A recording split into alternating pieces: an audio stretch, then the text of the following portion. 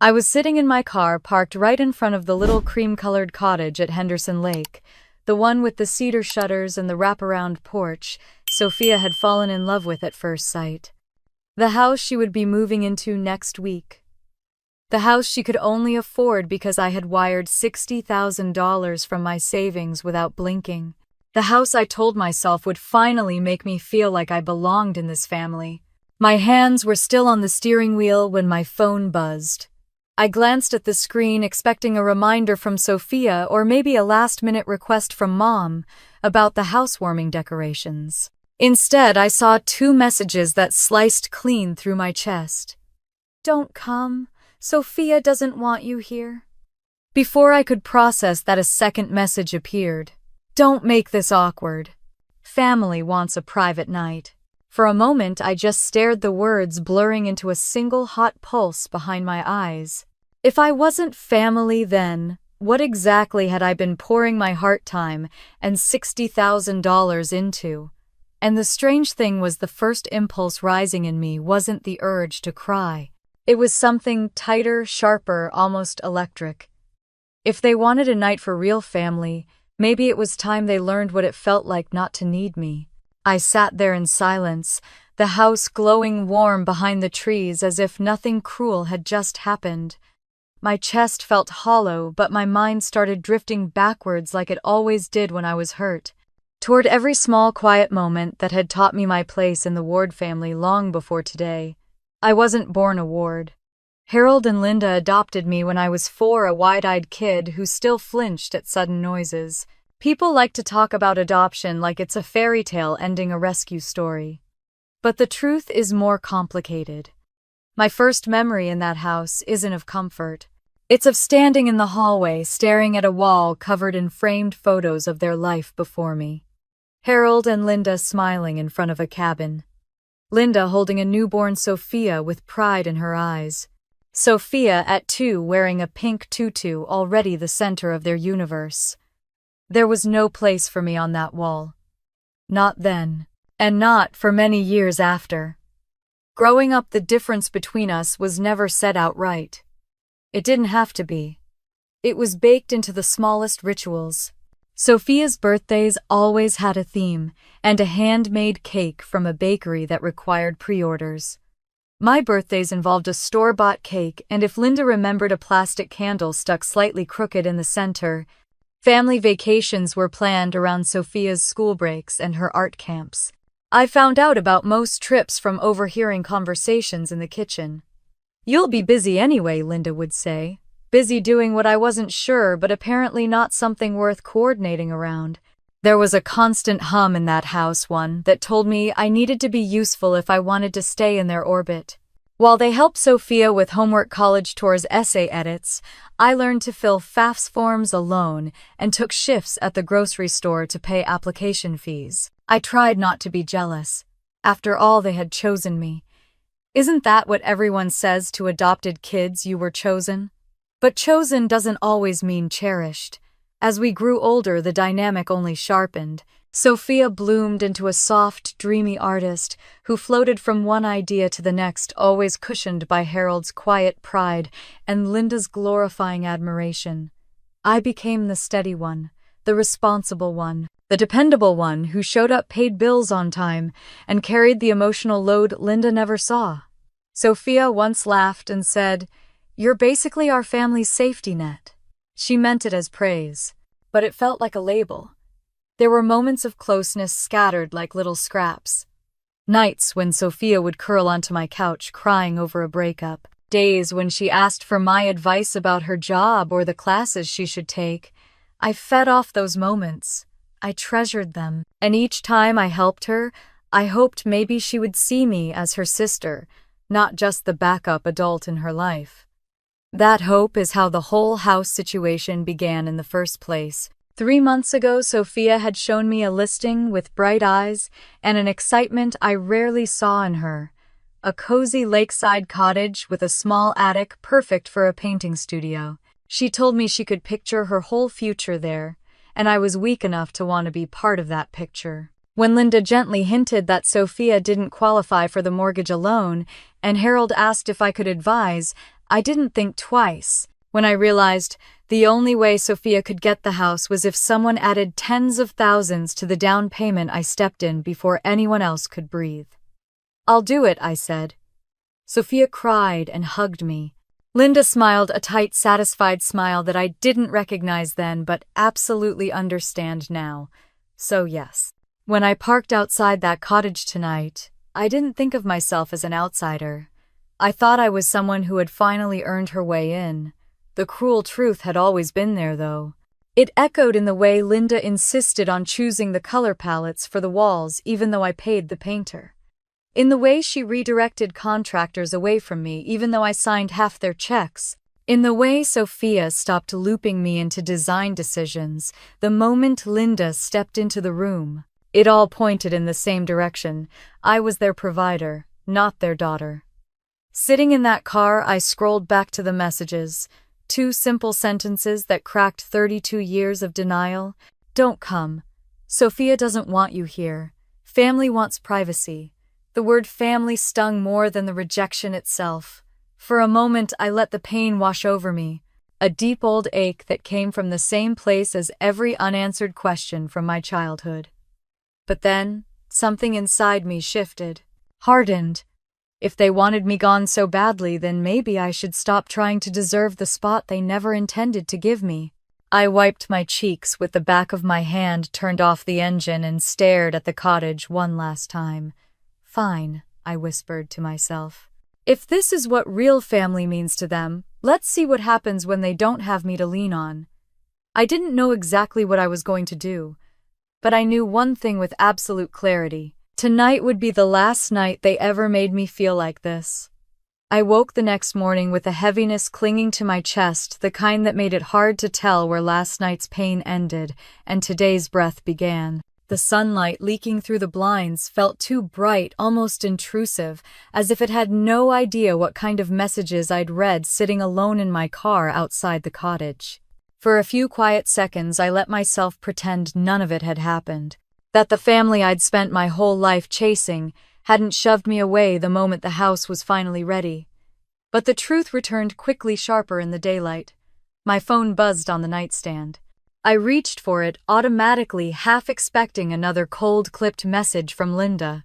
But instead, it was Sophia, her name, blinking across the screen, her profile picture, the one where she was laughing in the middle of a wildflower field, glowing softly. Missed call.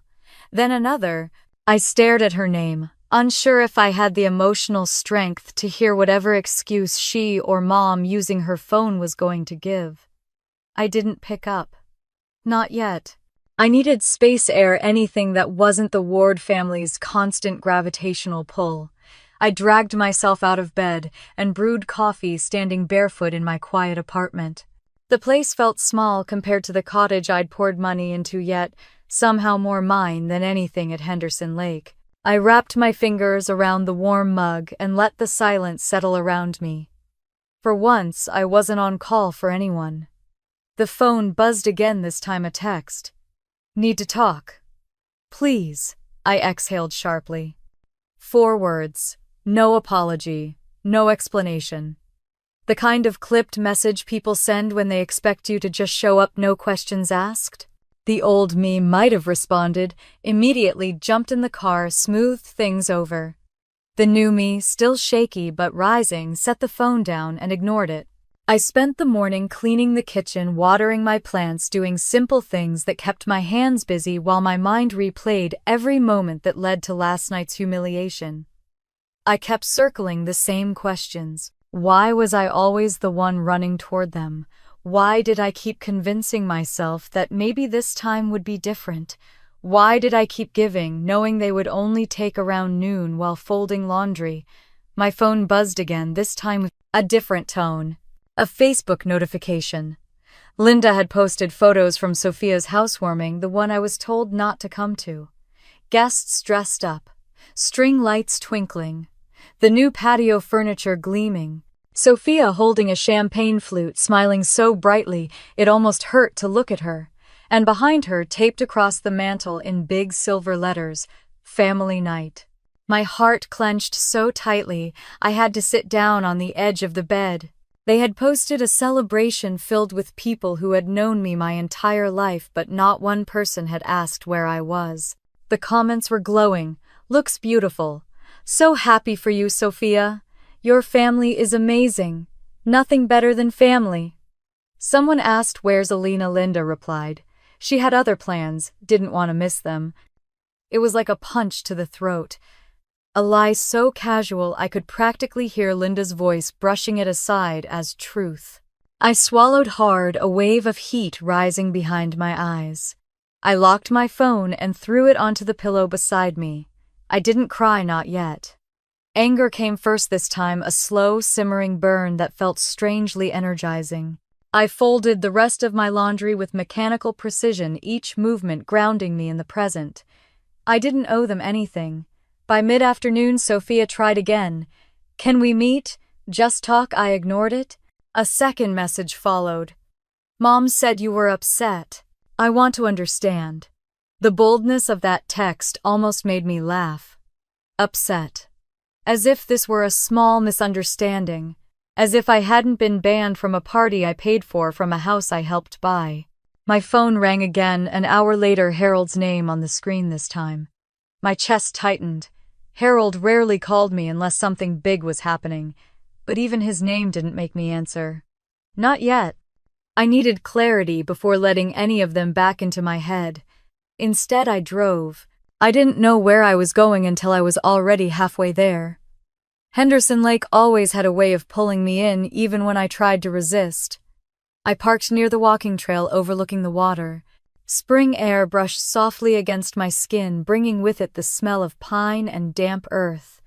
Joggers passed, kids on bicycles, couples holding hands, the kind of effortless belonging I'd never felt in the Ward family. I walked slowly toward a bench beneath an old oak tree, the same spot where Sophia had once painted a watercolor of the lake and given it to me for my 28th birthday. The memory made my chest ache. I'd hung that painting in my hallway for years, a reminder that she did love me at least sometimes, that maybe I wasn't imagining it. I sat down, letting the view fill my senses. The lake shimmered with streaks of gold as the sun began drifting lower. I closed my eyes and inhaled deeply, letting the quiet settle into the spaces Linda's words had torn open the night before. Part of me wished I could erase the messages. Pretend they were sent in anger or miscommunicated or anything that could be undone. But truth doesn't unhappen. It only reveals what was always there. I wasn't family. I was a resource, a safety net, an accessory. The realization wasn't new, it was simply undeniable now. As the sun dipped lower, my phone buzzed again. This time I checked it. A voicemail. From Harold. I hesitated, thumb hovering. My heart thudded louder, not knowing whether hearing his voice would comfort me or break me again. I didn't play it. Not yet. Instead, I started walking again, circling the lake path. The air cooled, brushing against my cheeks like a quiet reassurance. My steps grew steadier, my breath deeper. I felt clearer. Not okay, but more grounded than I'd been in months. For the first time, I imagined a version of my life where I didn't need the Ward family's approval. A life where giving didn't mean being drained. A life where my worth didn't revolve around maintaining a place someone had never intended to let me truly occupy. Several hours passed before I returned to my car. The sky had turned a bruised purple, and streetlights blinked on one by one. I sat inside, letting the silence expand again, and finally allowed myself to cry. Not the quiet, careful tears I used to cry when I didn't want anyone to think I was being dramatic. Not the single tear running down my cheek like in a movie. Real tears. Full-bodied, unstoppable. Tears for the little girl who stood in front of that family photo wall, wishing her face were somewhere among those frames. Tears for every birthday overshadowed. Tears for every time I told myself it's fine when it wasn't. Tears for the woman who gave $60,000 hoping to buy her way into belonging. And tears for the moment I finally understood I didn't have to. When my sobs slowed, I wiped my face with shaking hands and pulled the visor mirror down. My eyes were swollen, my nose red. But something else was there too, a steadiness I hadn't expected. My phone buzzed one more time.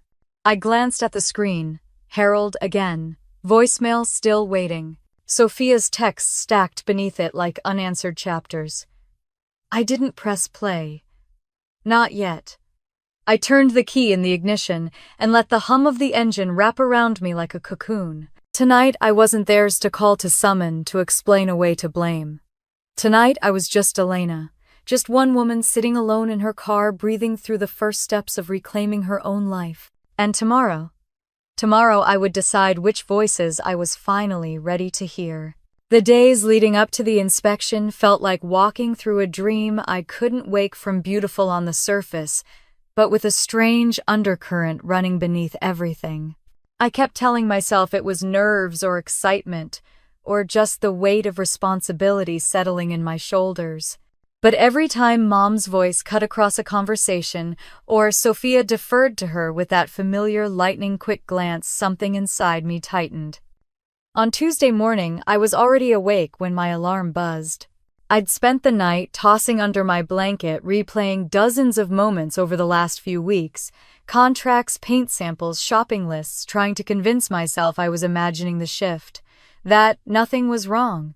By the time I pulled into Mom and Dad's driveway, they were already waiting. Sophia stood on the porch wearing a soft ivory cardigan and a pair of jeans she called her house hunting uniform, while Mom paced, phone glued to her ear. "There you are, Mom," said briskly, barely glancing up. "We were just talking about the inspection schedule." I climbed out of my car. I thought it was at 10. It was, she said, but they moved it up. "We'll go early." I glanced at Sophia, who gave me a small shrug. Mom said it'd be easier. I decided not to push. Not yet. We drove separately, Mom and Sophia together, me behind them. It was a short drive, but I spent the whole time trying to unravel the knot in my chest. Was it jealousy, fear? Or was it something else? Something that had been whispering to me since the moment we signed papers at the title office. When we reached the cottage, the inspector was already there, clipboard in hand. He smiled politely, then turned to Sophia.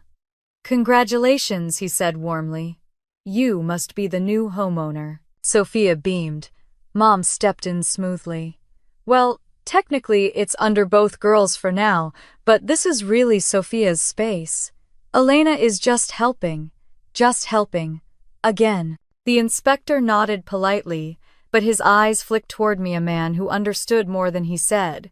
He started outside, guiding us around the house, checking siding, gutters, the roofline.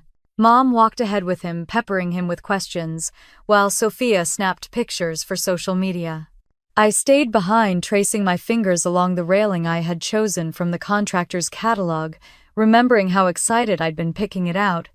Now it felt like touching something that never belonged to me. Inside, the inspector walked us through every room, the living room, the kitchen I had helped design, the attic space that would become Sophia's studio. Each time I asked a question, Mom answered before the inspector could, steering the conversation back to her. By the time we reached the basement, he pulled me aside discreetly. "You're the co-signer, right?" I nodded. "You might want to make sure you stay involved," he said gently. "Sometimes families forget who's actually responsible." My stomach dropped. "What do you mean?" He gave a small shrug. "You signed the paperwork. You're on the hook if anything goes sideways. Make sure they keep you in the loop." He didn't say more. He didn't need to. I thanked him quietly, then walked back upstairs. Mom and Sophia were standing at the kitchen island, laughing about something on Sophia's phone. They barely noticed me return. "You okay, hon?" Mom asked absently, not waiting for the answer before turning back to Sophia. I stood there for a moment, feeling like I'd been erased from a picture I helped frame. After the inspection, we spent an hour walking the property, discussing updates, scheduling contractors. Or rather, Mom scheduled them. Sophia nodded along. I hovered at the edge of conversations, offering input when I could, though most of it was dismissed with an airy, "We'll think about it." We ended outside near the porch stairs. "About the housewarming," Mom said, suddenly turning to me. "We're thinking maybe something simple." I smiled. "Okay. Do you need help with planning?" She hesitated just long enough for me to feel it. "We'll let you know." Sophia chimed in. Mom's got a vision, as if it explained everything. I forced a breath. Whatever you two want. Just tell me what you need. Mom nodded. Of course. But her smile didn't reach her eyes. Sophia hugged me before I left. I'm so excited, she whispered. This feels real now. I'm happy for you, I said truthfully. And I was, even through the ache. But as I drove away watching the cottage shrink in my rearview mirror, the knot in my chest returned with full force. It wasn't the money. It wasn't the effort. It wasn't the house. It was the slow creeping realization that I was being moved to the margins of a story I had helped build. That night I sat on my living room couch, replaying the day over and over again. The inspector's warning, Mom's tone, Sophia's dependence on Mom for every decision, the way they talked about the house as if my part in it was an inconvenience. The feeling grew, arms wrapping around my ribs. Something isn't right. And then, like a cruel flash of memory, I remembered something from the title office. A moment I'd pushed aside because I wanted everything to be perfect. When Daniel had explained the cosigner clause, Mom had gone still, her jaw tight. So, she can't be removed without written consent, Mom asked sharply. No, he said. Both parties must agree. Mom's face had changed, tightened, before she plastered on a smile. At the time, I thought she was just overwhelmed. Now I realized she wasn't overwhelmed. She was calculating, putting pieces together behind the scenes, and suddenly the last 2 weeks made sense. Her taking charge of the contractors, her deciding the decor, her pushing me out of conversations, her constant "we'll handle it," her sudden secrecy around what should have been my decisions too. Everything was leading somewhere. Somewhere I wasn't meant to be included. The truth shimmered like something underwater just out of reach. And then it clicked. She was setting the stage. For a housewarming, for a handover, for a life that didn't include me. A life she wanted Sophia to have without my name on the paperwork, without my involvement, without my presence. I sat on my couch, heart pounding, understanding forming in cold, clear lines. The exclusion hadn't begun with the text message I would receive later. It began long before that. The inspection wasn't a formality. It was the first clue, and I had missed it. I leaned back, staring at the ceiling, the weight of the truth settling deep inside me. Mom wasn't just taking control, she was erasing me, and I hadn't even realized I was disappearing. I stood outside Lakeview Title and Escrow, with a folder tucked under my arm, feeling strangely like a teenager about to take a test I hadn't studied for. The spring wind tugged at my hair, while cars hummed past on the main road.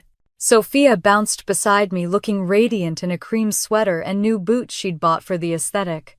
Mom trailed slightly behind us, clutching her purse like she was escorting royalty.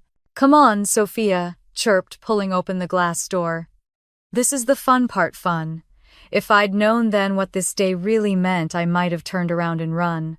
Inside, the title office smelled faintly of coffee and printer toner. A receptionist smiled, then looked past me and aimed her greeting directly at Sophia. You must be the buyer, Sophia giggled. Yes, and this is Elena, she's helping. Helping, not co-signing. Not funding, not taking on financial liability for the next 30 years. Just helping. I forced a polite smile as we took our seats in the waiting area, but something inside me tightened. A man in a navy suit stepped out with a clipboard. Ward party, come on back. We followed him into a small conference room stacked with paper packets. The blinds were half-closed, sunlight slicing across the long wooden table. He motioned for us to sit. I'm Daniel, he said. I'll walk you through the cosign process. He emphasized the word, glancing directly at me. It wasn't judgment, just a question. Not spoken, but loud. Are you sure you want this? Before I could reply, Mom stepped in. Oh, she's very sure. Elena's always been the reliable one. Reliable, their favorite word for me. Their polite way of saying necessary, Daniel passed copies of the mortgage documents across the table. Sophia, your credit score is a bit low, so the loan approval depends heavily on your sister's financial standing. Sophia shrugged like it was nothing new. Elena's great with money. She's basically a financial wizard. Mom laughed in agreement. Exactly. I smiled tightly, though I felt more like the family's emergency generator there, when things failed, silent when things worked. Daniel slid a new set of papers toward me. As co-signer, your name will be on the county records. That means if payments are missed, the responsibility legally shifts to you. And any ownership adjustments must involve your signature. Mom's smile flickered for half a second before she recovered. Well, we don't need to get into all of that. This is Sophia's house. Yes, Daniel said slowly. But her sister will be on the documents. She's financial owner of record. That sentence seemed to irritate Mom, though she kept her tone smooth. Legally, maybe, but emotionally, this is Sophia's dream. Sophia squeezed my arm. Let's just sign, okay? I want to pick paint colors after this. I signed 7 times, then more. Every signature felt like tying a string around my wrist. Not a painful one, just one I didn't realize someone else held the other end of. Linda leaned back in her chair, relaxed, now that the hard part was over. It really is generous of you, Elena. Not everyone would take on this kind of responsibility. Translation. You better follow through. When the initial documents were done, Daniel excused himself to run copies. The room fell quiet. Sophia leaned forward, practically vibrating with excitement.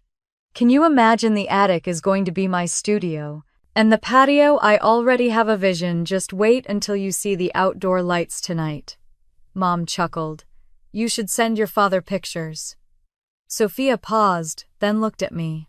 Oh, and about the housewarming party, Mom and I were thinking something classy but chill.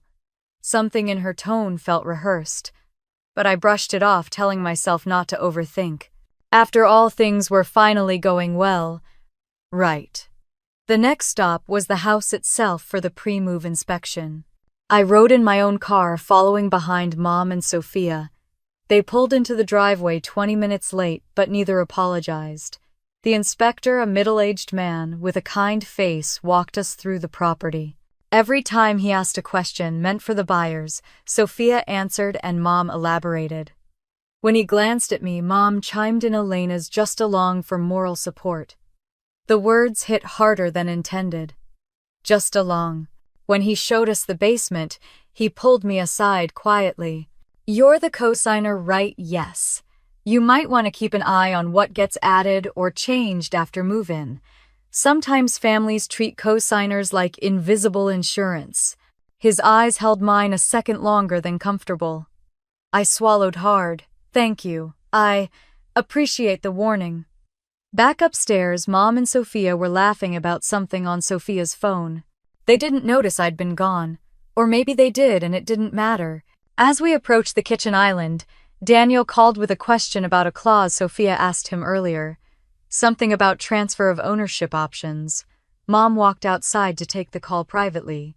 Sophia leaned over the counter and whispered, Mom just likes things done a certain way. Don't worry about it. But I did worry, because something felt off. A while later, the keys were placed into Sophia's hand for celebratory photos. The title company rep tried ushering me into one, but Mom gently moved between us. Let the homeowner have her moment. Elena's done plenty already. Plenty. But never enough to belong. Once the formalities wrapped up, Sophia hugged me tightly. I love you, she said into my shoulder. This house wouldn't exist without you. I held her back, letting myself believe her. For a moment I convinced myself the odd behavior was just excitement, nerves, chaos. But then the inspector, who must have walked behind us, spoke softly. Make sure you keep all your copies, miss. All of them. And if something doesn't feel right later, trust your instincts. I thanked him again. On the drive home, I replayed every moment of the day. Daniel's raised eyebrow. Mom's subtle redirections. Sophia's cheerful obliviousness. The inspector's warnings. Still, I told myself it was fine. I told myself I was family. I told myself I had finally earned my place. I didn't know it then, but this day, the day I signed everything, wasn't the beginning of something beautiful. It was the beginning of the unraveling. Years of quiet favoritism, backhanded comments, and emotional distance were about to surface in a single moment. And it would come in the form of a message I could never have imagined. I spent the next few days convincing myself that the uneasiness from the signing appointment would fade, that I was overthinking the small things, that Mom and Sophia were just riding the high of the new house, and any odd behavior would settle once move-in day came. But the feeling didn't fade. If anything, it thickened every time my phone buzzed with another message from family group chats I wasn't fully part of. We had created a new chat, Sophia's Big Day, because Mom insisted the old family thread was too cluttered. And from the moment the chat was created, I noticed something strange. Messages moved fast. Decorations, menu ideas, guest lists. But somehow, despite being one of the 3 people paying for the entire event, I felt like a guest peeking through a window rather than a participant. I kept scrolling, trying to keep up. Mom and Sophia were sharing links to table runners and balloon arches, and I added a few of my own suggestions, soft champagne tones, some cozy lanterns. No one responded.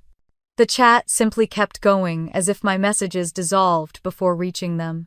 By Wednesday, I realized they had redesigned the entire aesthetic without including me. I messaged Sophia privately. Did you want to stick with neutrals? Or are we doing the sage green theme you mentioned earlier? She replied 2 hours later. Oh yeah, sorry. Mom found a new theme. It's more elevated. Not my choices. I swallowed my disappointment. Don't take it personally, I whispered to myself. It's her house. On Thursday morning, I stopped by a boutique shop and picked out a housewarming gift. I'd spent 3 days debating a beautiful set of canvas prints with soft lake tones I knew would match Sophia's studio space. They were expensive, but they felt personal and meaningful. While the cashier wrapped them, I imagined Sophia's reaction. I imagined maybe, just maybe, this would be the thing that made her look at me and say with certainty, "You're my sister." That fantasy shattered the moment I showed the gift to her later that afternoon. Sophia stared at it a few seconds too long. Her smile flickered. "It's nice," she finally said, "but I'm not sure it fits my aesthetic anymore." My chest tightened. "You can exchange it if you want." No, I'll keep it," she said. "Just, maybe not for the housewarming." Mom said everything should be cohesive. Cohesive? As in Elena's choices don't belong. I nodded like it didn't hurt. The next day, contractors needed access to make last-minute adjustments. I drove over early, holding extra supplies and a coffee for everyone, only to discover the schedule had changed completely. The patio furniture had been swapped out. The lighting plan had been redone. Even the dessert table layout I'd spent an hour designing was replaced. When I asked the contractor what happened, he shrugged. "Your mom said she and Sophia revised the plan. She said to ignore anything you sent earlier." Ignore anything you sent earlier? Like I was background noise. I pressed my hand against my stomach to steady the wave of humiliation. Mom walked in right then, all brisk energy and clipped authority. "Elena," she said, not even looking up from her phone, "don't worry about the logistics anymore. Just come tomorrow. On time." She didn't ask how I was, didn't ask if I had questions, didn't ask if I needed anything. Just come. On time. As if I were a guest. I forced a smile. "Okay. Let me know if you need help." "We're good," Mom interjected quickly. "Sophia has everything under control." Sophia was nowhere in sight, probably in the living room picking out outfits for the housewarming. I stepped outside to breathe, but even the cool air didn't help the heaviness in my chest. Something was shifting quietly, intentionally, and I felt it happening beneath my feet like the ground was tilting. I tried to shake it off. I reminded myself that subtle exclusion wasn't new in this family. But this time felt different. This time the distance felt purposeful. On the drive home, my phone buzzed. A message from Aunt Lisa. Honey, what time should we arrive tomorrow? Your mom said you might be busy. Busy? I tightened my grip on the wheel. What was Mom telling everyone? I didn't answer right away. Instead, I spent the evening setting up gift bags, printing place cards, organizing trays, tasks I'd volunteered to handle weeks ago. And as I arranged them, I reminded myself this was worth it. That tomorrow might finally be the day I felt included, seen. Around 9 p.m. Dad stopped by Henderson Lake while I was dropping off the last box. He looked tired, older than usual. He watched me arrange lanterns for a moment, then said softly, "You don't need to do all of this." "It's fine," I said quickly. He stepped closer. "Elena, listen to me." His voice dropped, gentle but weighted. "People who love you will see you, even when you're not doing anything." The words hit deeper than he knew. I didn't respond. I just blinked rapidly and nodded. He opened his mouth like he wanted to say more, something important, but footsteps approached and Mom appeared. Her expression stiffened when she saw him close to me. "Harold," she said curtly, "we need to get going." Dad hesitated, glanced at me, then followed her silently. As they walked away, I heard Mom whisper something sharp under her breath. I couldn't make out all the words, but I caught enough. She always overdoes things, doesn't understand boundaries. Boundaries. Funny coming from her. I stood there, surrounded by fairy lights and expensive florals, wondering how I had once believed this night would bring us closer. On the morning of the housewarming, I chose my dress carefully, a soft blue one that made me feel elegant but not flashy. I curled my hair, put on subtle makeup, packed the gift I'd bought, and added a small card I'd written the night before. "Sophia, I'm proud of you. Your home is beautiful, just like the life you're building. Love, Elena." I slipped the card into the envelope and took a deep breath. Today would be different. Today had to be different.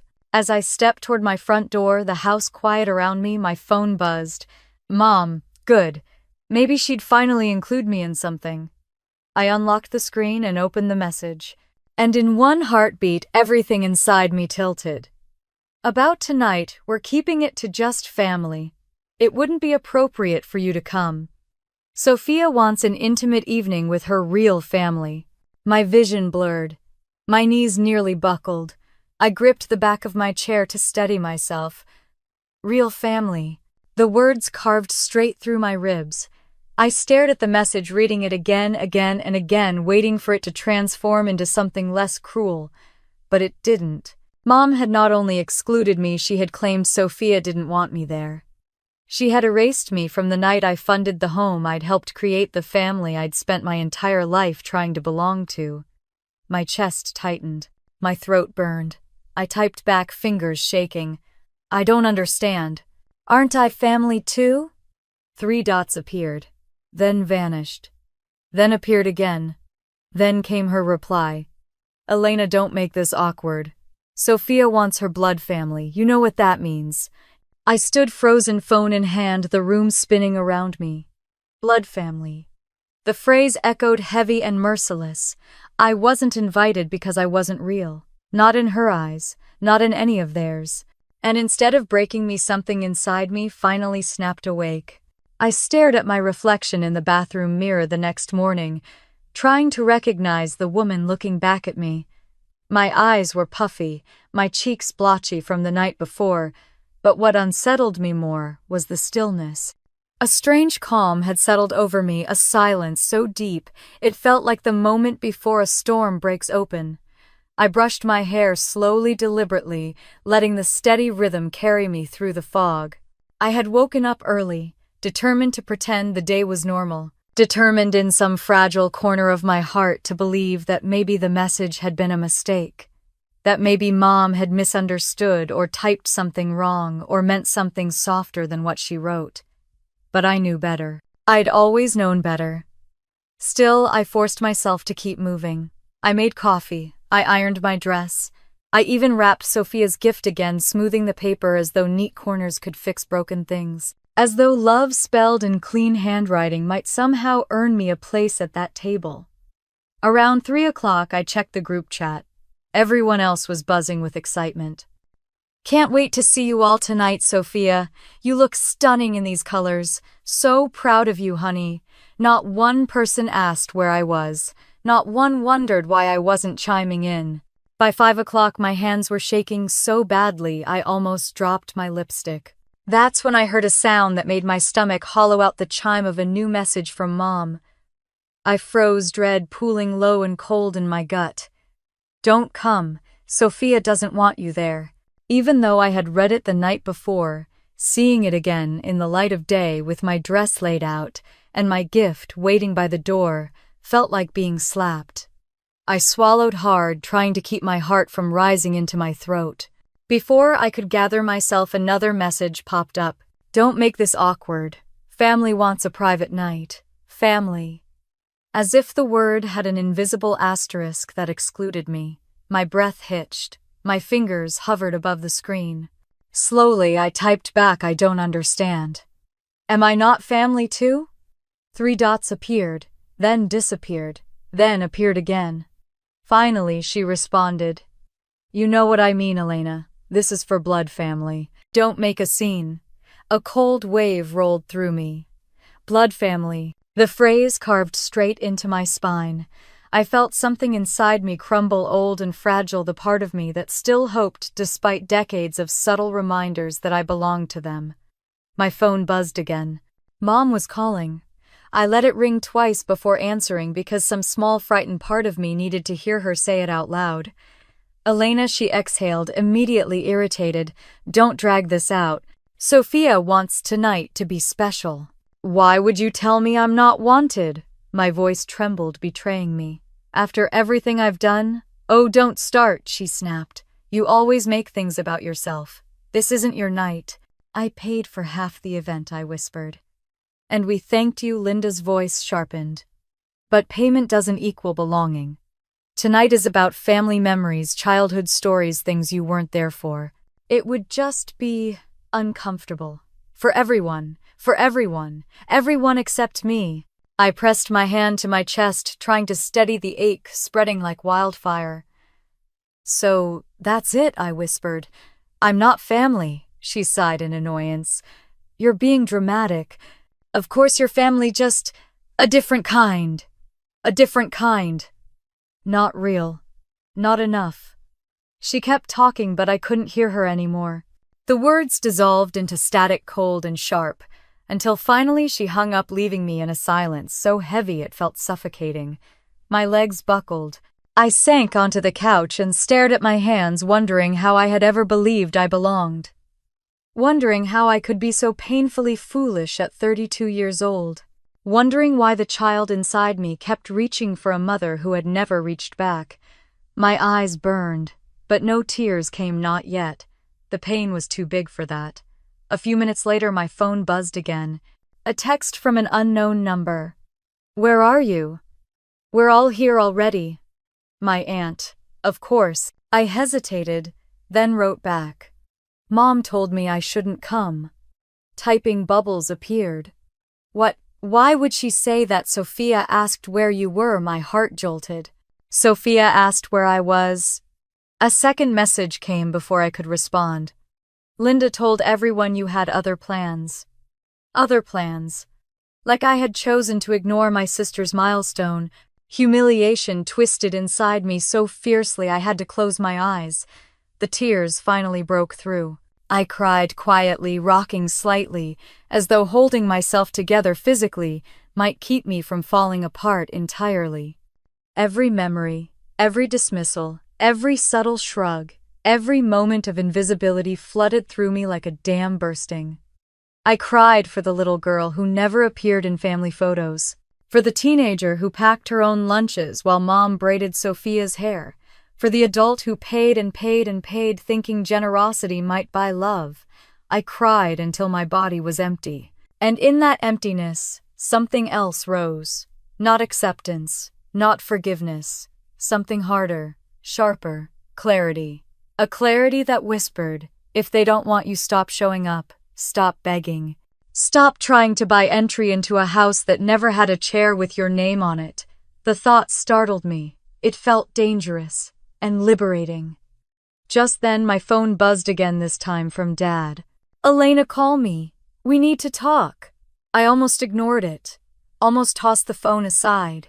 But something about the message, its simplicity, its urgency, made me pause. I didn't call.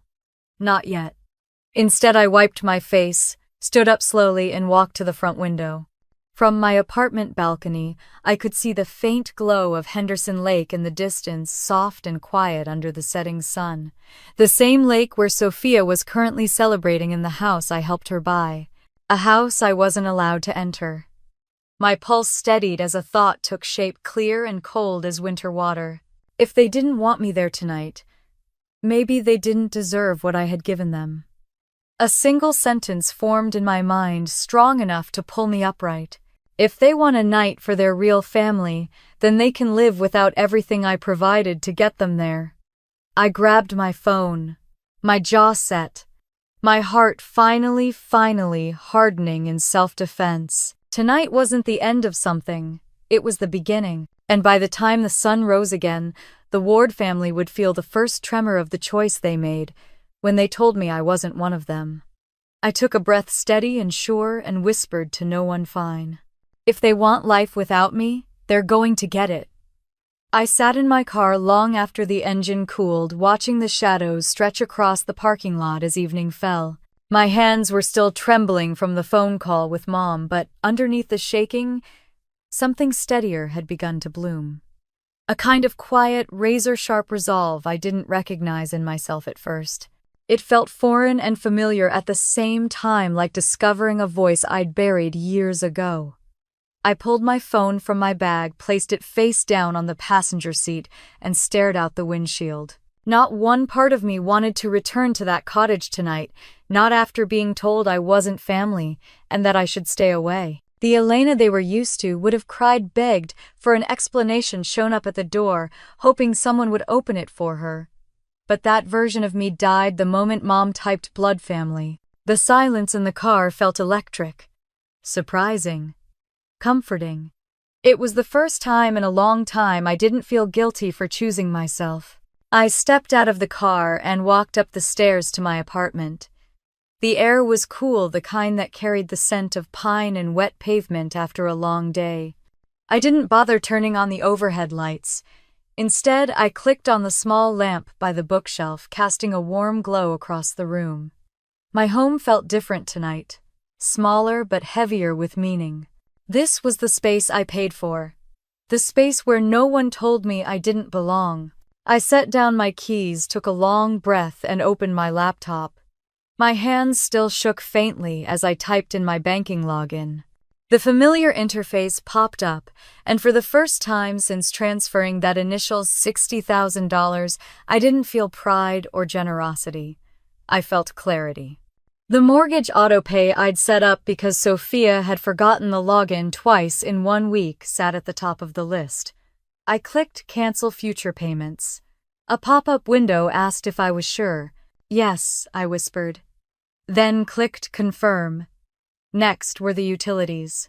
I had set up the initial bills under my name because Linda insisted the system was too confusing for Sophia, even though Sophia was 26 years old and perfectly capable of navigating an online form.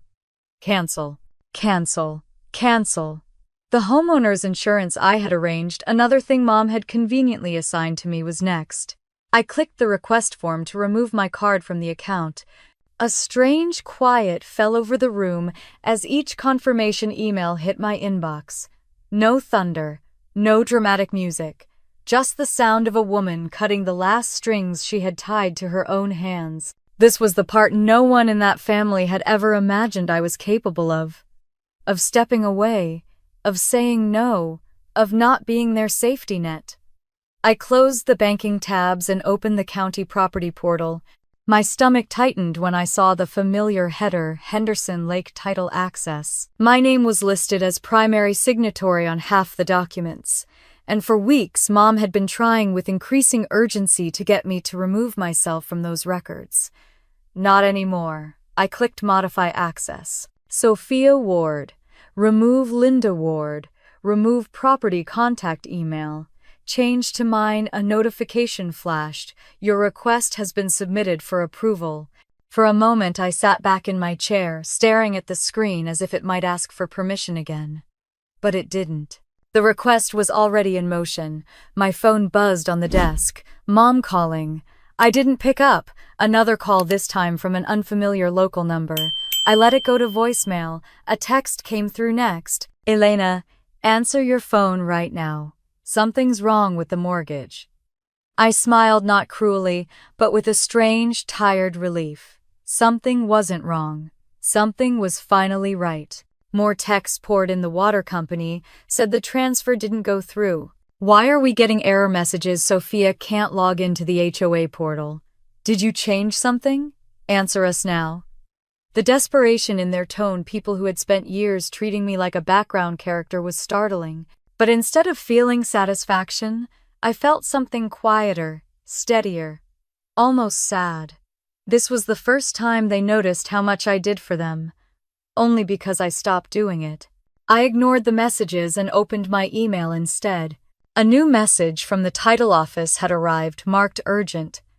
It read, "We received a request earlier today to remove you from the property records. Because you are a co-signer, we cannot complete the change without your written authorization." A chill traveled down my spine. Earlier today. Before the party. Before Mom texted me. Before they told me not to come. They'd planned this long before excluding me from the celebration. My hands trembled, not from fear but from confirmation. Every instinct I'd dismissed for weeks had been right. I clicked reply. Please freeze all modification requests until further notice. Do not remove my name from any documents. Within minutes, a title agent responded. Understood. Another message came in. And for your knowledge, the previous request came from Mrs. Linda Ward. I closed the laptop softly, almost tenderly. Every truth I had avoided was now undeniable. They had never intended for me to be part of that house, only to fund it. My phone buzzed again. This time it was Sophia. From a new number. Elena, please talk to me. I don't understand what's happening. Mom said you backed out. Why would you do this? A flicker of guilt tried to rise in me, tried to take root. I shut it down gently. I wasn't hurting Sophia. I was removing myself from being used. I didn't respond. I walked to the kitchen, poured myself a glass of water, and stood by the counter listening to the hum of the refrigerator. My chest felt strangely light. My breath came easier. I wasn't their safety net anymore. I wasn't the backup adult who paid bills they didn't want to handle. I wasn't the daughter who begged for scraps of affection. I was a woman reclaiming her place in her own life. My phone vibrated again, but I let it buzz against the countertop until it went quiet. The silence that followed wasn't empty. It was full of decisions, full of realization, full of the faint beginning of self-respect blooming in tender, unfamiliar soil. I walked to the window and looked out at the city lights in the distance. Somewhere across town, the Ward family was scrambling, panicking, blaming me for problems that weren't mine to fix anymore. For the first time, I didn't feel obligated to save them. I whispered softly to my own reflection in the glass. They wanted a life without me. Let's see how it feels. Behind me, the phone buzzed once more. I didn't turn around. I woke to the sound of my phone vibrating non-stop, rattling against my nightstand like it was trying to wake the entire apartment. For a moment, I thought it was an alarm. Then I realized it was call after call, stacked, overlapping, relentless. I blinked at the ceiling, that strange, quiet clarity from last night, still sitting in my chest like a steady flame. When I finally grabbed the phone, the screen was a wall of missed calls. 9 from Mom, 7 from a number I didn't recognize, 12 from Sophia, 3 from Dad, 2 from Mom again. Then, the messages loaded one after another like a dam breaking. Elena, answer your phone right now. What did you do? Mortgage payment failed. The hoe locked us out of the portal. Why are the utility accounts gone? Stop ignoring us. There is something wrong with the house records. I sat up slowly, the morning light spilling into my bedroom. My head felt strangely clear. My heart wasn't racing, my breath wasn't shallow. I was surprised at how steady I felt after the emotional earthquakes of the last few days. I typed nothing back. My silence spoke louder than any explanation ever could. A new message popped up from Mom. "Do not make me come over there. This is unacceptable." I let the phone drop onto the bed and pushed myself up. My feet touched the cool hardwood floor. I made coffee. I sliced an apple. I sat at my small kitchen table and looked out at the buildings across from mine. It felt like the first peaceful morning I'd had in months. My phone vibrated again. I ignored it. After a few minutes, it vibrated a third time, this time with a different tone, a voicemail notification. From Dad. But I didn't open it. Not yet. Instead, I logged into my email on my laptop. Dozens of notifications waited for me. Payment cancellation confirmed. Account access removed. Title office update. I clicked the last one. We received an in-person request this morning from Mrs. Linda Ward attempting to transfer ownership and remove your access. This request was denied. You remain the primary signatory on file. My entire body went still. In-person request. This morning. Before I woke up. Before they even tried calling me. Before the entire crisis began. Mom had started her campaign hours before I even opened my eyes. A cold truth settled over me. They weren't calling because something was wrong. They were calling because their plan had failed. My phone buzzed again, a message from Sophia this time. "Elena, please talk to me. I don't understand any of this." Mom said, "You did something out of anger, but I don't believe her. Please just tell me what's happening." I stared at the words. Part of me softened. Part of me wanted to believe she wasn't involved. But after what happened yesterday, I couldn't trust the version of events she'd been fed. I closed the messages without replying. A second later, another text came through, this one from an unfamiliar number. "Are you on your way? Linda said you couldn't make it last night. Hope everything is okay." I frowned. So Mom hadn't told them I was not wanted. She told them I was busy. Because that made her look less cruel. My anger flickered, but something else rose with it, clarity. Yesterday wasn't an accident. It wasn't poor communication. It wasn't a misunderstanding. It was deliberate, calculated, executed with precision. Another photo message came through, this time from a neighbor of the cottage who'd gotten my number when we hired their son to help with yard work. "Looked like a fun night. Wish you could have made it." The picture opened. And there it was. The house I'd poured $60,000 into. Lights warm and glowing. Sophia in the center of the crowd, smiling wide. Guests enjoying the patio furniture I'd paid for. My fairy lights hanging in the background.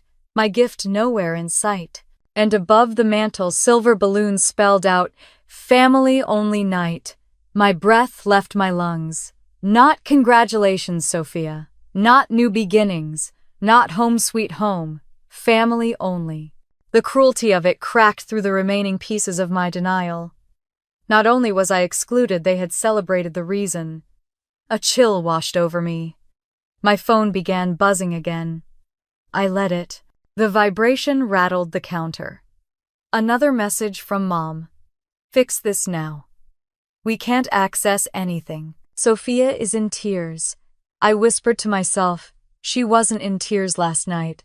When I didn't answer, another came through immediately. "You are acting childish. Undo whatever you did." My jaw tightened. For 32 years, they taught me one lesson: that love was conditional. That belonging had to be earned.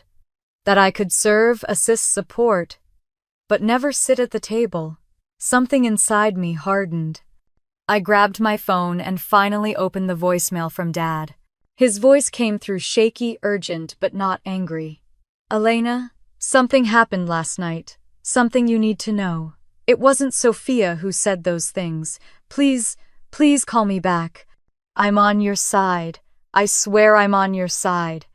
I closed my eyes as his breath hitched through the recording. "She asked where you were. She was confused. And your mother didn't tell her the truth. Please call me when you can. I'm sorry. I'm so sorry. The voicemail ended. For a moment, I just sat there letting the words settle like dust after a collapse. Not Sophia. She didn't say the words. She didn't ask them to keep me away. Mom did. My chest tightened, but it wasn't pain this time. It was something else. A quiet, rising anger that didn't ask for permission anymore. My hands steadied. I stood up, walked to the window, and stared out at the still morning air. The Ward family was unraveling across town, scrambling, blaming, gaslighting, panicking. All because I finally stopped holding them together. I didn't feel guilty. I didn't feel responsible. I felt free. For the first time in my life, I wasn't trying to earn my place. They had made one thing clear. I wasn't part of their real family. Fine, they no longer had access to the version of me who kept paying anyway. My phone buzzed again, Sophia, this time her name flashing over the last unknown number. I picked it up, thumb hovering over accept. Then I let it ring. I would answer her. But not now. Not like this. First, I needed to hear Dad's truth. And then I needed to decide who I was willing to let back in when the smoke finally cleared. I played the voicemail twice before I could breathe again. Dad's voice, uneven, shaken, almost frightened, echoed through my apartment long after the message ended. I sat on the couch staring at the wall, the phone still in my hand. Outside, late morning light spilled across the floor, soft and warm, completely out of place for the way my insides felt. When my pulse finally slowed, I hit play one more time, needing to hear the words exactly as he said them. Elena, something happened last night. Something you need to know. It wasn't Sophia who said those things. Please call me back. I'm on your side. I swear I'm on your side. His breath trembled. She asked where you were. She was confused. And your mother? Your mother didn't tell her the truth. Please call me. I'm sorry. I'm so sorry. I closed my eyes and let the silence that followed sink into me like cold water. Not Sophia. Not Sophia. It wasn't Sophia. The truth struck deep like a sudden shift in gravity. All night I'd replayed her name in my mind, imagining her choosing to shut me out of her celebration, imagining her looking right past the empty chair where I should have been.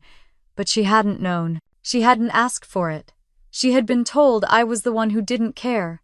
A tear rolled down my cheek, slow, hot, confused. I wiped it away quickly, not ready to feel whatever emotion was beneath it. I took a long, steady breath. Then I called Dad. He answered on the first ring. Elena, his voice cracked with so much relief that I had to swallow hard before I could speak. I got your message, I said quietly. What happened? There was a rustling sound, like he'd moved to another room. Thank God, he whispered. I wasn't sure you'd call me. I'm here, I said. Tell me the truth. He exhaled shakily. Your mother lied to you. His voice broke on the word lied. I didn't interrupt. I waited. Dad cleared his throat. Sophia never said she didn't want you there. She never asked for a blood family night. She didn't say a single word about excluding you. My eyes burned. Then why? Because your mother decided it for her. The room tilted slightly. I gripped the phone tighter. Dad, why would she do that? He was quiet a moment. When he spoke, his voice was a mix of shame and exhaustion. Because Linda doesn't want you involved in that house.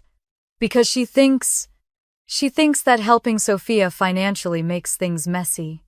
With the future, with the inheritance. Inheritance. A word that felt like sand in my mouth. Dad continued, voice low.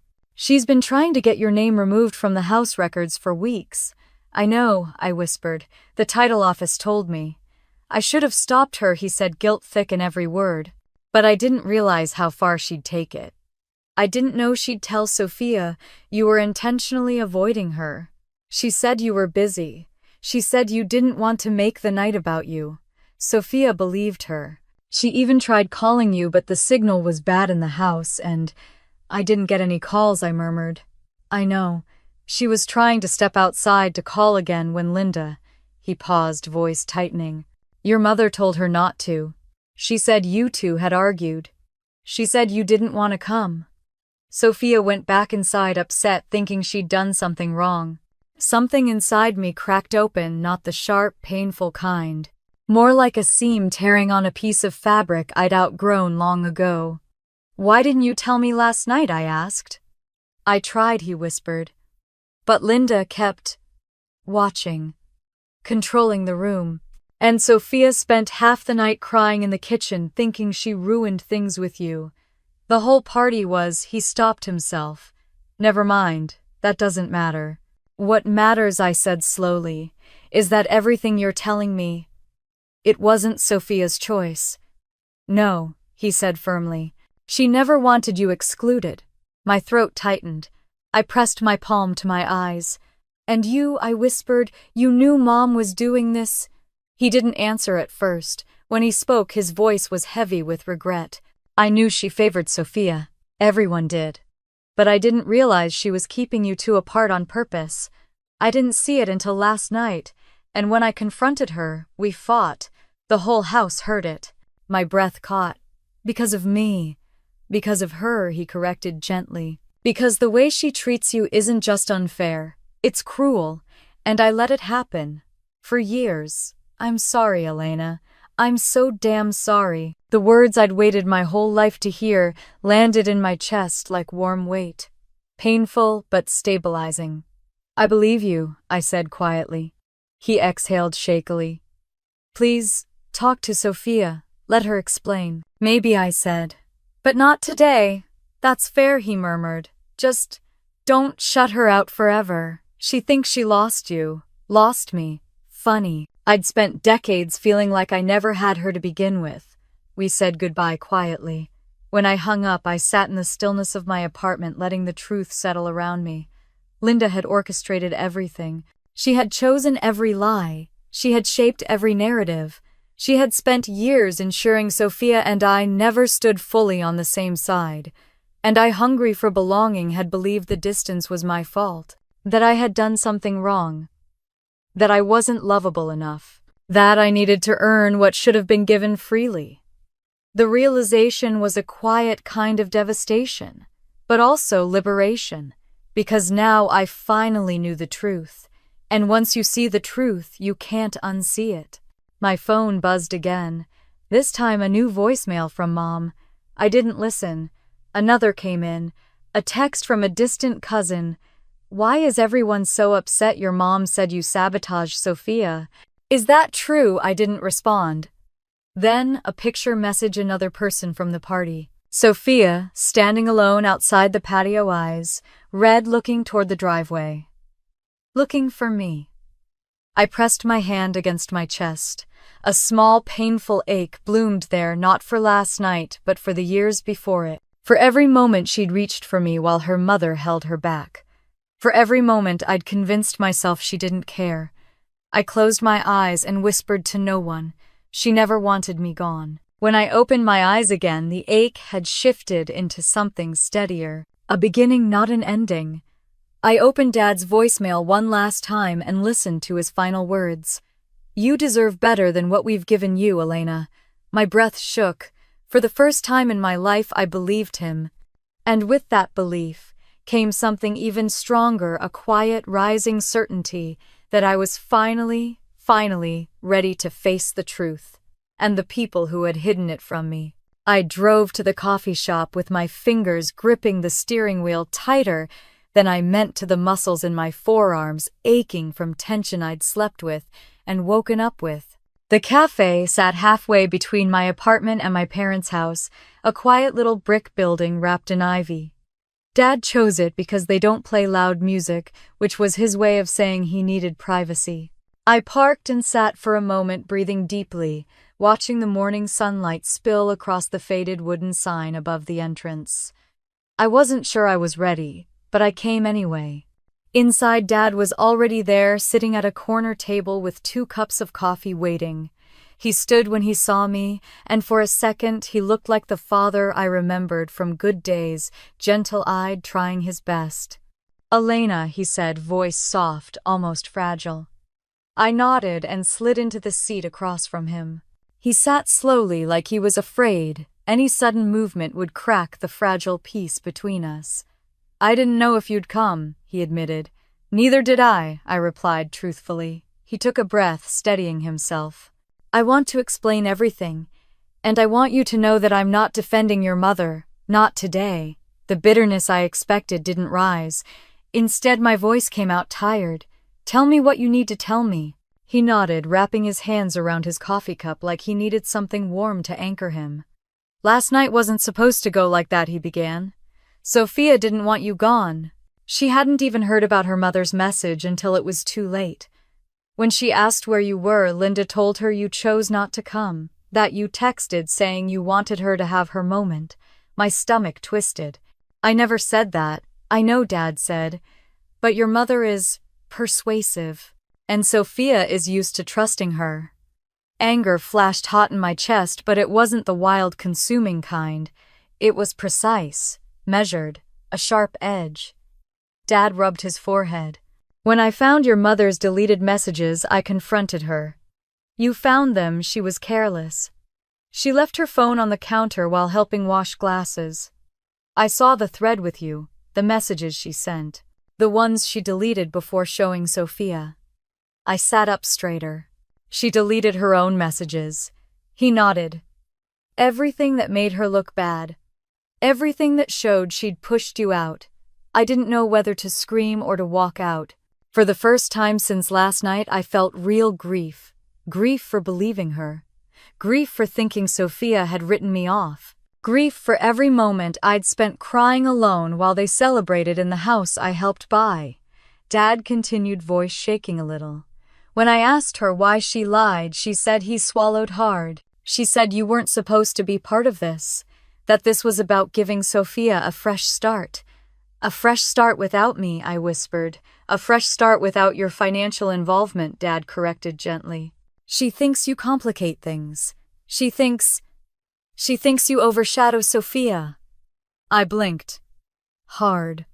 Overshadow her? He held my gaze, guilt etched into every line on his face. You grew up and became everything she's not: independent, stable, successful. She's always seen that as a threat. A threat to my own mother. I leaned back, the air suddenly too thin around me. Dad sighed. Your mother has a way of twisting things in her head until she believes them. And she truly believed that last night you'd ruin things. She convinced herself that excluding you was protecting Sophia. I shook my head. Protecting her from what? From feeling inferior, he whispered. From thinking she needed you. I stared at him. But she did need me. Yes, he said.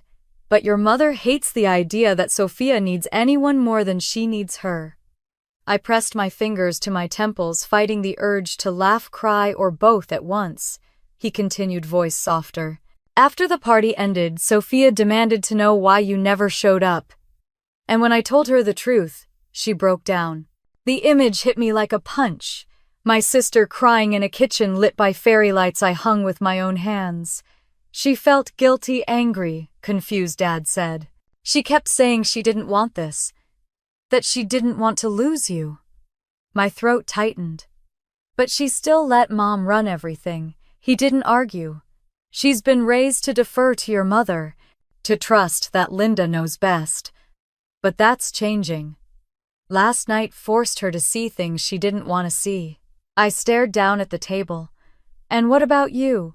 What did you see? Dad looked away, ashamed. I saw all the years I should have protected you. All the times I stayed quiet to avoid a fight. All the things I allowed Linda to get away with. I didn't speak, he continued. I've been a coward, he said simply, and I'm sorry for that. I can't undo the past, but I can tell you the truth now. You deserved better. You always did. Silence settled between us, not cold but heavy with everything unspoken. Finally I asked, where is she now, Mom? At home, he said. Furious. She thinks you sabotaged the house accounts out of spite. She told everyone you ruined Sophia's night. I scoffed. And did they believe her? Some, he admitted.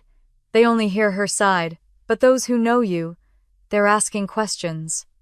I nodded slowly. Good. Dad hesitated. And Sophia? My stomach tightened. What about her? She wants to talk to you, he said. Really talk. Not through your mother, not through guilt, just sister to sister. The words didn't hit me the way I expected. There was no immediate warmth, no rush of forgiveness, just a steady, cautious ache. I need time, I said. That's fair. Dad exhaled relief, softening his shoulders. But don't shut the door forever. I think she's starting to understand just how much your mother has controlled. We sat in quiet for a while. Dad drank his coffee. Mine sat untouched, cooling slowly between my hands. When we finally stood to leave, he paused before walking away. You have every right to protect yourself, he said quietly. But don't forget there's love for you in this family. Maybe not from everyone, but from me. From Sophia. And one day I hope from yourself. I swallowed hard, unable to speak. He gave me a small, sad smile and stepped past me toward the door. The bell chimed as he left. I sat back down, letting his words echo in the quiet corner of the cafe. My heart hurt. But not from betrayal. Not from rage. It hurt because some small, stubborn part of me still wanted a sister, still wanted a father, still wanted a family that chose me not out of need, but out of love. And as much as I hated to admit it, Dad was right. This wasn't over. Not with Sophia, not with Mom, not with myself. Something had cracked open, and now it was time to decide what, if anything, would grow in the space that remained. I walked around the block twice before I finally made myself turn toward the lakeside cottage. The house sat glowing beneath the soft afternoon sun, its cream-colored siding warmed the porch, wrapped in new potted plants I hadn't picked out. It looked peaceful, still. Nothing like the emotional wreckage swirling inside me. I stood at the edge of the driveway, clutching my jacket against the breeze. My heart beat so hard I could feel it in my palms. I wasn't afraid of seeing Sophia. I wasn't afraid of seeing the house. I was afraid of confronting 32 years of patterns I'd never dared question. When the door finally opened, it wasn't Mom. It was Sophia. She stepped onto the porch slowly, like she was approaching a wounded animal she didn't want to startle. Her eyes were red-rimmed. Her hair was in a messy bun. She looked completely unlike the sparkling, glowing woman from the party photos. "Elena," she whispered. I didn't move. Not until she began walking toward me, hesitating only when she was a few feet away. "Can we talk inside?" she asked. My throat felt tight, but I nodded. "Yeah." She stepped aside, letting me walk past her into the house I paid for, at least half of it. The scent of new paint and vanilla candles filled the living room. Balloons from last night were deflated and sagging in the corner. Empty glasses sat stacked near the sink. Fairy lights glowed softly along the mantel, lights I had hung myself. Sophia closed the door gently and turned to face me. "Thank you for coming." I crossed my arms, not to protect myself, but to stop my hands from shaking. "Dad called me." Sophia nodded, emotions flickering across her face. I figured. He left here right after talking to me. Silence stretched between us, fragile and thin. Finally, Sophia took a breath. "I need to say something before I lose my nerve." She tucked a piece of hair behind her ear. "I didn't know what Mom said to you." "I know," I said. "Dad told me." Her shoulders slumped with relief. "I swear I didn't ask her to keep you away. I thought you were coming. When you didn't show up, I thought I'd done something wrong." A small, bitter ache pulled inside my chest. "You didn't do anything wrong. But I didn't do anything right either," she said, stepping closer. "I should have checked. I should have called again. I should have walked outside and driven to your apartment if I had to." Her voice cracked. "Instead, I let her tell me what you said, what you felt. And I believed her." I swallowed hard. "You've always believed her." "I know," she whispered. "And I'm sorry." She motioned toward the couch, and we both sat far enough apart that it wasn't too intimate, close enough that it didn't feel like a negotiation. Sophia looked down at her hands. "Last night, after the guests left, I asked Mom why you didn't come. And she said Sophia stopped, eyes shimmering. She said, "You wanted the night to be about me." She said you didn't want to make things awkward. She said you were too busy to be bothered with the party details. I closed my eyes, pain pinching my forehead. She said a lot. "She lied, Sophia," said her voice shaking. "She lied to me to keep you away." I didn't know what to say, so I waited. When Dad told me what really happened about the text messages and the fact she told you I didn't want you here, Sophia's breath hitched. I felt sick. I still do. The heaviness in my chest loosened a little. "It wasn't your fault." "But it was," she insisted. "Not the texts, not the lies, but the pattern. I've let her speak for me for years. I let her control who I talked to, how much I leaned on you, what I shared with you." Her voice softened with regret. "I let her divide us, and I never questioned it. This time I spoke." Why her eyes fell closed. "Because growing up, I was always compared to you. My breath caught. I hadn't expected that." "I know they favored me," she said, opening her eyes. "But not everything felt like favoritism. Some of it felt like pressure. Like I wasn't good enough unless I followed Mom's script." She gestured around at the house. "Even this." She said I needed a home that matched my future. She said I shouldn't rely on you too much because it would make me weak. I blinked. She said that. Sophia nodded, and I believed her, because I wanted her approval, and I wanted yours. But I didn't know how to have both. A lump formed in my throat. "Soph, you always had my approval. But I didn't feel like I deserved it," she whispered. "You went to college on your own. You built your career on your own. You bought your home on your own. Meanwhile, I needed help for everything. I felt like dead weight. Like if I leaned on you, I'd disappear next to you." Mom fed that insecurity every chance she got. We sat in a silence so raw it almost hummed. "Then why let her cut me out?" My voice trembled. "Why let her say I wasn't family?" Sophia's eyes filled with tears. "Because I didn't know she said it, and because I've been too afraid to challenge her." She swallowed hard. "But I'm not afraid anymore." I studied her, searching for the hesitation I'd always seen in her, but it wasn't there. She was shaking, yes, but steady. "Dad told me what you did," she continued quietly. "About the house accounts, the mortgage, the utilities." She looked at me with a mix of fear and understanding. "And I know Mom is blaming you, but I'm not." I tilted my head. "You're not." "Upset I was for a moment," she admitted. "It scared me. But then I realized you weren't punishing me. You were protecting yourself." For once, something inside me softened painfully. Sophia wiped her cheeks, and I needed that wake-up call too. I inhaled slowly. "So what do you want from me now?" She didn't rush the answer. She didn't deflect. She didn't crumble. She simply said, "I want a real relationship with you. One that doesn't go through Mom. One that isn't built on me taking and you giving. One that isn't controlled by lies." My chest tightened. "Soph, that's a big promise." "I know," she nodded. "And I'm not asking for forgiveness today. I'm asking for a chance to prove it." A long silence settled between us, heavy, emotional, necessary. Finally, I let out a slow breath. "I can give you that chance, but with boundaries. Real ones." She nodded quickly. "Yes, please, I want that." "And Mom," I began. "She won't be part of this," Sophia said firmly. "Not until she apologizes to you. And even then, only if you decide you want her involved." A slow, stunned breath left me. Sophia wasn't the girl I'd grown up with. She wasn't a pawn anymore. She wasn't being pulled by invisible strings. She was a woman taking responsibility. "Okay," I whispered. She reached out carefully, hesitantly resting her hand on mine.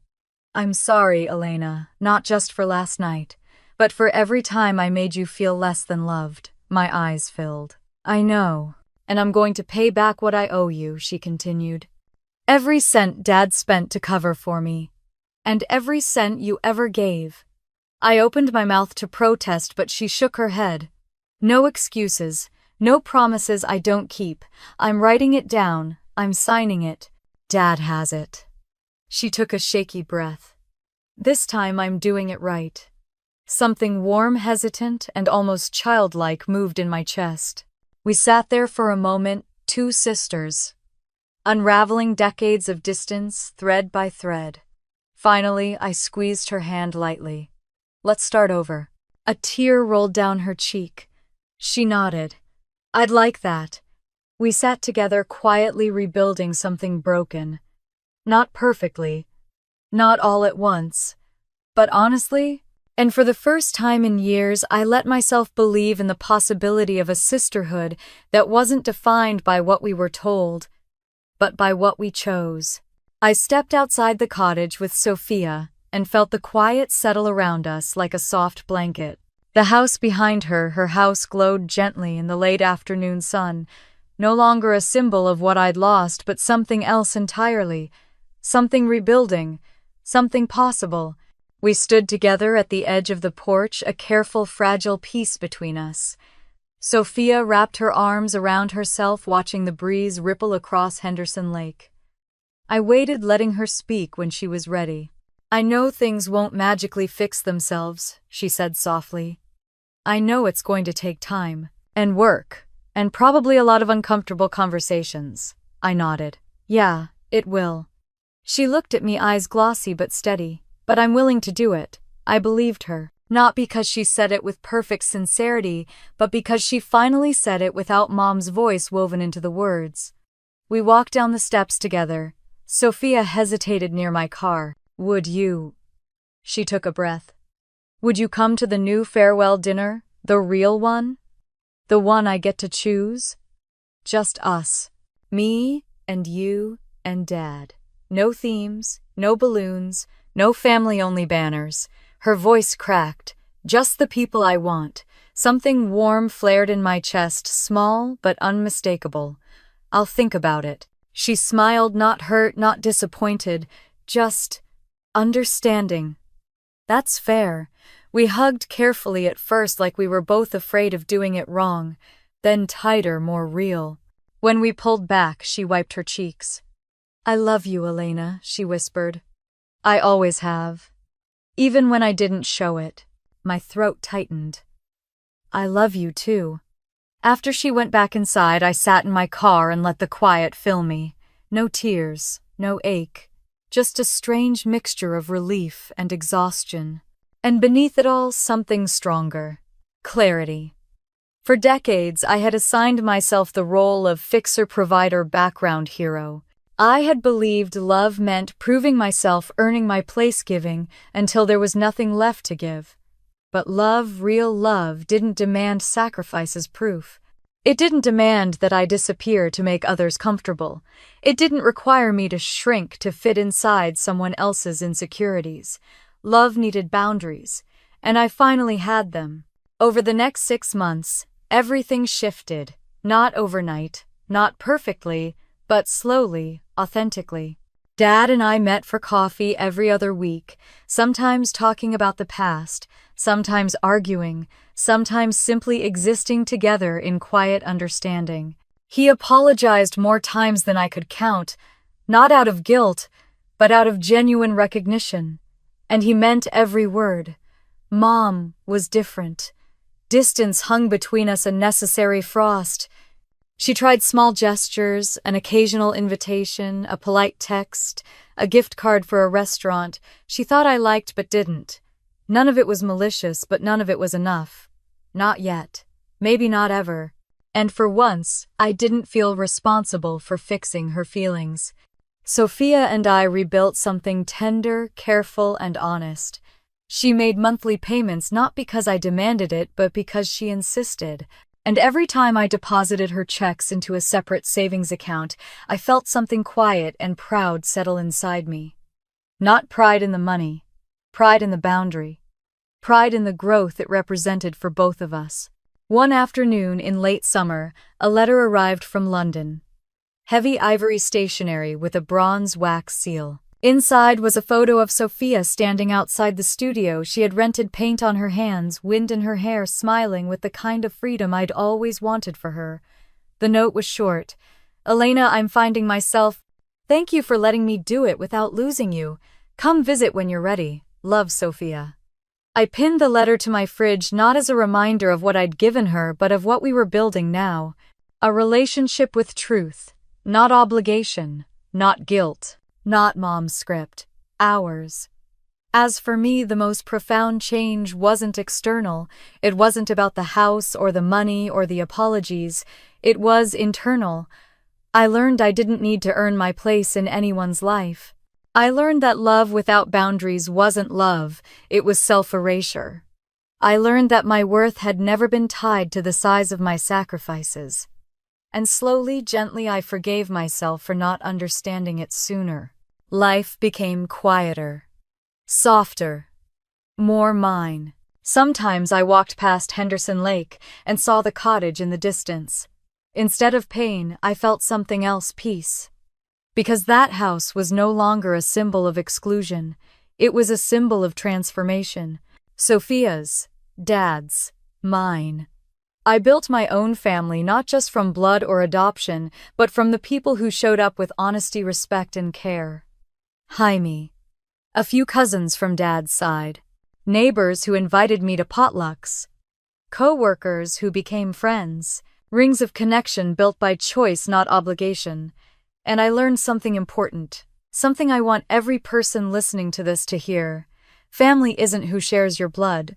Family is who shares your respect, your truth, your boundaries, your healing. As I sit here now telling you this story, I can look back at that girl in the car, the one who read the words, "Don't come," and thought it meant she wasn't worthy. If I could speak to her, I'd tell her, "You never needed their permission to belong. You belong because you exist." And that's enough. Thank you for listening to my journey. If this story resonated with you in any way, if it reminded you of your own family dynamics, your own boundaries, your own moments of choosing yourself, please share your thoughts in the comments. I'd love to hear your experiences. Don't forget to like this video and subscribe to the channel for more stories of resilience, healing, and emotional justice. And remember, sometimes the bravest thing you can do is walk away from what hurts you, so you can walk toward who you were always meant to be.